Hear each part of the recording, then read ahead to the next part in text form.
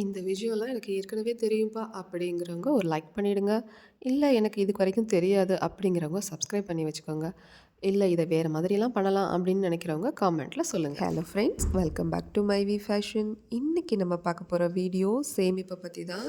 சூப்பரான ஒரு வீடியோ. இன்னைக்கு பார்த்தீங்க அப்படின்னா, எப்படியெல்லாம் சேமிப்பு பண்ணலாம் ரொம்பவே எளிதான முறையில் அப்படிங்கிறதெல்லாம் நான் உங்க கூட ஷேர் பண்ணியிருக்கேன். வீடியோவை ஸ்கிப் பண்ணாம பாருங்க. கண்டிப்பா சேமிப்பை ஸ்டார்ட் பண்ணிடலாம்.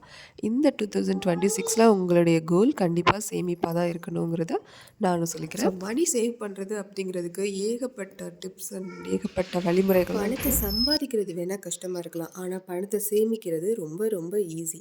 ரூபா சேமிக்கிறது அப்படிங்கிறது நம்ம ரூபா சம்பாதிக்கிறதுக்கு சமமானது.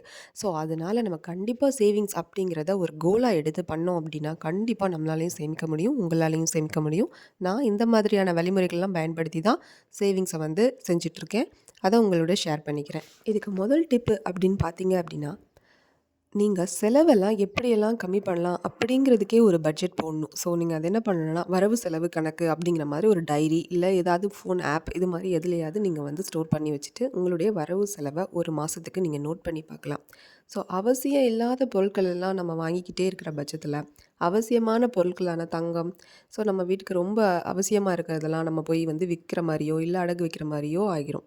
அதனால அவசியம் இல்லாமல் வாங்குகிற பொருட்களை நம்ம குறைக்கிறதுக்கு தான் பார்க்கணும். எக்ஸாம்பிளுக்கு பார்த்தீங்க அப்படின்னா, இப்போ ஒரு பொருள் உடஞ்சிருச்சு அப்படின்னா அதை நம்ம எப்படி சரி பண்ணி கொஞ்ச நாளைக்கு யூஸ் பண்ணலாம் அப்படிங்கிறது தான் யோசிக்கணும். அதை விட்டுட்டு நம்ம ஆன்லைன்லேயோ இல்லை பக்கத்துலேயோ உடனே போய் வாங்கிட்டு வந்து புதுசாக தான் நான் யூஸ் பண்ணுவேன் அப்படின்னா அது நமக்கு கண்டிப்பாக நஷ்டம்தான்.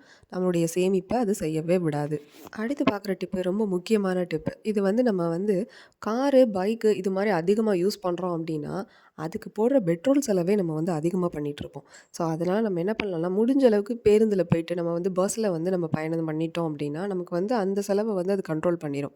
ஸோ முடிஞ்ச அளவுக்கு சின்ன சின்ன விஷயங்கள்லாம் பண்ணும்போது சின்ன சின்ன பயணங்கள் இருக்கும்போது அதை வந்து பேருந்துலேயே பண்ணுறதுக்கு நீங்கள் ரொம்ப ரொம்ப முக்கியமான விஷயம், நீங்கள் கடையில் காஃபி டீ குடிக்கிறவங்களா, ஸோ நீங்கள் வீட்டிலே காஃபி டீ பண்ணி டீ குடிச்சிட்டிங்க அப்படின்னா உங்களுக்கு மிகப்பெரிய சேவிங்ஸ் வந்து கிடைக்கும். ஒரு நாளைக்கு ரூ. சேவ் பண்ணுறது அப்படிங்கிறதே ஒரு நல்ல சேமிப்பு தான். ஆனால் நீங்கள் ஒரு நாளைக்கு ரூ. 10 வரைக்கும் கூட சேமிக்க முடியும். அடுத்த டிப் பார்த்தீங்க அப்படின்னா, மளிகை ஜாமான் வாங்கும்போது என்னென்ன மளிகை ஜாமான்லாம் நம்ம வந்து லிஸ்ட் வந்து கம்மி பண்ணி வாங்கலாம் அப்படிங்கிறத ஒரு மாதத்துக்கு பார்த்துருங்க. ஸோ அதுலேருந்து நீங்கள் வந்து நிறைய சேமிப்பு வந்து அதாவது செலவுகளை குறைக்கிறதா மூலமாகவே நம்ம சேமிப்பை நிறைய அதிகப்படுத்த முடியும். அடுத்ததாக பார்த்தீங்க அப்படின்னா கரண்ட் பில்லில் எப்படியெல்லாம் சேவிங்ஸ் பண்ண முடியும் அப்படிங்கிறத பாருங்கள். கரண்ட் பில் பார்த்தீங்க அப்படின்னா இந்த மாதத்துக்கு வந்து ஒரு ₹1000 கரண்ட் பில் வருது அப்படின்னா அடுத்த மாதத்துக்கு அதை 900 800 அது மாதிரி குறைச்சி நம்ம எவ்வளோ பண்ண முடியும் அப்படிங்கிறத பாருங்கள். இப்போ ஒரு கணக்குக்கு ₹1000 கரண்ட் பில் கட்டுறோம் அப்படின்னா அடுத்த மாதத்துக்கு அது 800 கொண்டு வர அளவுக்கு பாருங்கள். அப்போ உங்களுக்கு ₹200 மிச்சம். ஆனால் நீங்கள் ₹1000 கணக்குப்படியே நீங்கள் கரண்ட் பில்லுக்கான அமௌண்ட்டை எடுத்து வைங்க. அப்போ ₹200 உங்களுக்கு கம்மியாகும்போது அந்த ₹200 அப்படியே சேவிங்ஸில் பண்ணிடுங்க. எப்போவுமே சேவிங்ஸு அப்படிங்கிறதுக்காக ஒரு பர்ஸ் இல்லைன்னா ஒரு பாக்ஸ் உங்கள் வீட்டில் எப்போவுமே வச்சுருங்க. இந்த பாக்ஸில் இருக்க காசு ஒரு எமர்ஜென்சி டைமில் உங்களுக்கு கண்டிப்பாக கை கொடுக்கும்.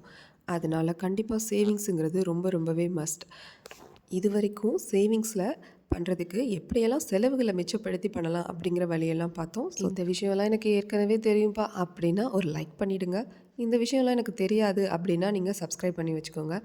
இந்த விஷயத்தை வேறு மாதிரி பண்ணலாம் அப்படின்னு நினைக்கிறவங்க காமெண்ட்டில் சொல்லுங்கள். தேங்க்யூ.